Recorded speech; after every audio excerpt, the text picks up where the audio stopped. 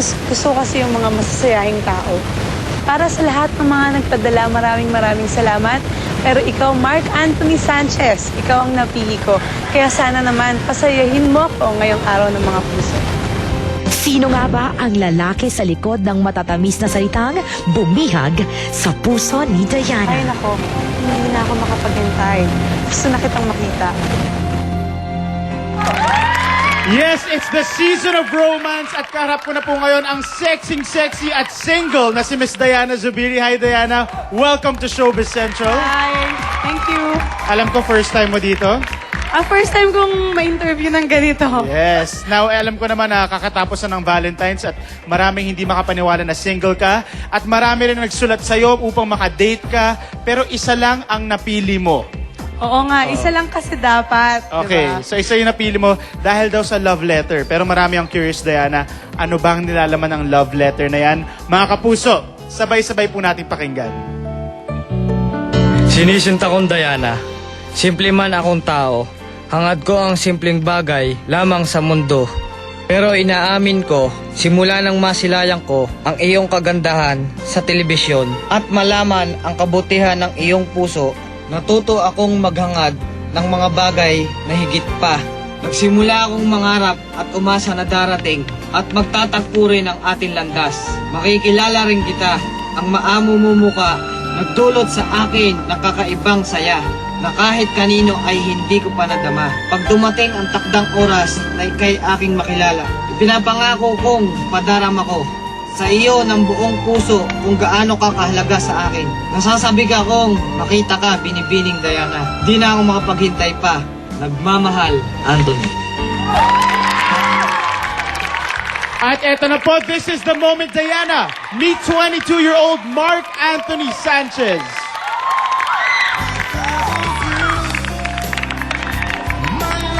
Mark, lumabas ka na dito. Nag-aantay na si Diana Zubiri sa'yo. Diana, how does it feel? Naninervous ka ba? Ako yung kinakabahan. Nasaan na ba? Baka hindi ako sinipot Asa na si Mark Anthony Sanchez? Feeling ko he's having a last-minute jitters backstage. Pero maski sino naman siguro ninervous yan pagkaharap talaga itong si Diana. Eto na. Mark, medyo natagalan ang iyong pag-exit. Upo ka. Sit down and join us. Mark, eto na. After your love letter, ikaw ang napili ni Miss Diana Zubiri. Anong nararamdaman mo ngayon katabi mo? The woman of your dreams. Happy po. Tingnan mo siya. Anong gusto mong sabihin kay Diana?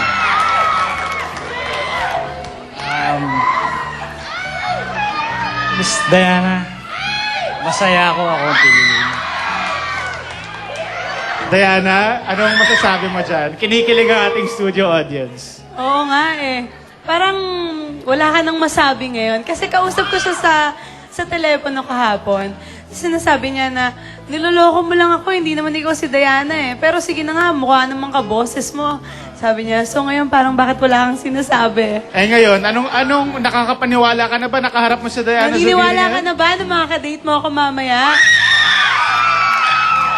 Naniniwala na. Lagi niya sinasabi sa mga staff na hanggat hindi ko nakikita si Diana, hindi ako maniniwala. Okay, Mark, eto anong plano mo mamaya sa inyong date? Paano mo papasahin tong si Miss Diana Zubiri? Oo nga, ayan ang tanong ko rin sa kanya kahapon. So, paano mo ba ako? Ano ba mga plano mo para mamaya? Para ho sa akin, Miss Diana, kung bibigyan mo ako ng pagkakataon na makakasama ka mamaya, makaka-date, gagawin kitang prinsesa, gentleman. Gagawin kang prinsesa, Diana. Gusto ko yan abangan ko yan mamaya. Ikaw, ano ba yung pag ganitong mga blind date na ganito, ano ba yung mga usually nangyayari sa'yo? Siyempre, pag blind date, actually first time ko so parang kinakabahan din ako.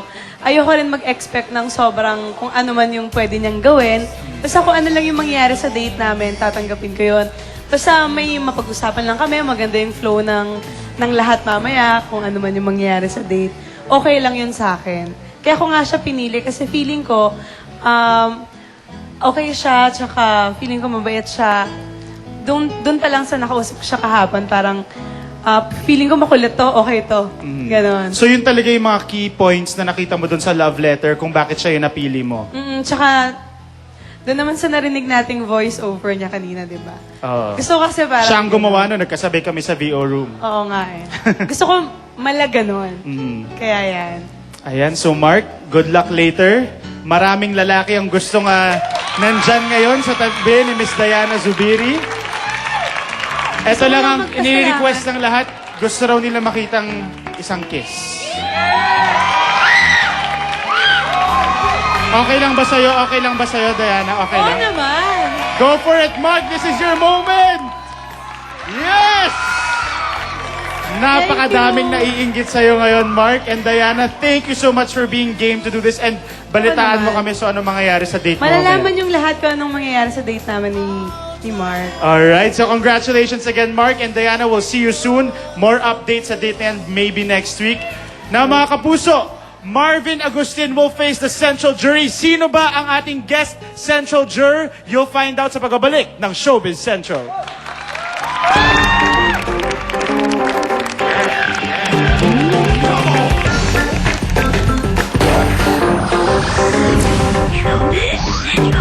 This portion was brought to you by New Sumo Hoops. Continue to be on the lookout for the hottest issues with Showbiz Central. Brought to Parehong pinapantasya, naliling sa isa't isa. Ang tanong, nagkakainlava na nga ba? Lavi po at Cholo Revilla, aminadong nagliligawan at very sweet in public. Sa ilalim ng lie detector test, ano-ano kaya ang mga mabubuking? Sila na nga ba? Or panindigan kaya ng dalawa ang kanilang claim na nasa getting to know you stage pa lang daw sila? Hayaan na lang natin na lie detector ang humusga. Ang tanong, magtugma kaya ang mga sagot nila? Lavi, Jolo, don't lie to me. Ito na nga po ang Don't Lie to Me Couples Edition at nakaupo na nga po sa aking tabi at nakasukbit na sa kanya ang lie detector test at nandiyan na rin si Inspector Carbonell at nasa loob na rin po ng soundproof booth si Mr. Jolo Revilla at handang-handa na rin ang mga fans ni Jolo at ni Lavi nandito ngayon sa studio upang malaman ang katotohanan kung magsasabi ba sila ng truth or lie tungkol sa kanilang relasyon. Lavi, ito na ang unang katanungan. Very sweet daw kayo off-cam ni Jolo. Madalas daw kayo nagyayakapan, nagbubulungan, nag-holding hands.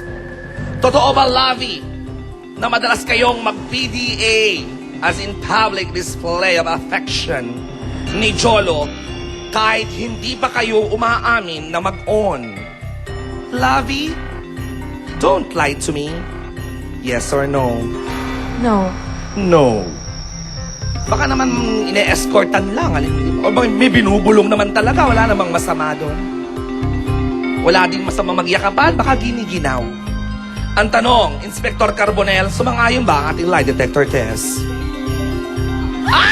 Gusto ka na ba ito na mag-deny? Pag tinanong dyan sa lalay Kung nagkakabistuhan na Ba't kumiisinta? Yes or no? Tangan sagot pero huli-huli ka Shake it, shake it, shake it sweet Put your head down to your feet Gusto ka na wag ka na mag-deny Pag tinanong dyan sa lalay Wag na magmaang-maangan pa Mamaya!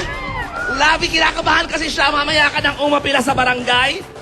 Mamaya, explain natin yan. Kasalukuyan naloloka na si Jolo. Clueless siya kung bakit lion lumabas at kung ano ang tanong na yan. Kinakabahan Relax, ako. baby. Inhale, exhale, deep breathing. Wait, yung heartbeat ko super. Kaya mo yan, kaya mo yan. Naku, ikaw ang anak ng panday. Dapat hindi ka kinakabahan. Eto na, pangalawang katanungan, makakabawi ka. Ipinakilala na raw ni Jolo sa'yo ang anak niyang si Gab.